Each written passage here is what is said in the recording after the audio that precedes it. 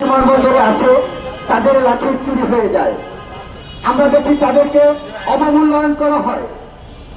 আমরা জানি যে রেমিটেন্সের টাকায় বাংলাদেশের চাকা সচল থাকে। আজ কেন পরে পরে সেই রেমিটেন্স যোদ্ধারা নির্যাতিত হবে, তাদের কেন অধিকার থাকবে না? তাই আমার ভাইরা একটি যে উদ্যোগ নিয়েছে, আমরা আশা করব এই উদ্যোগটি সারা বাংলাদেশে সকল প্রবাসে ছড়িয়ে পড়বে। বৃহৎ একটি প্রবাসী যে শ্রমিক কল্যাণ পার্টি, এটা কি এক সময় বিরাট মহৎ পার্টি হয়ে দাঁড়াবে। তাই আমি সকল প্রবাসী ভাইদেরকে আহ্বান করব, আপনারা সবাই একত্রিত হয়ে এই পার্টিকে সামনের দিকে এগিয়ে নিয়ে যাবেন এবং আপনাদের অধিকার আদায়ের জন্য সামনের দিনগুলোতে আমাদের যে পদক্ষেপ নেওয়ার দরকার সেগুলো আমরা নেব ইনশাআল্লাহ। তবুও আমাদের প্রবাসী ভাইদের অধিকার আমরা আদায় করে ছাড়ব। তার এরপরে আমাদের মাঝে আমাদের আরেকজন প্রবাসী ভাই আছে।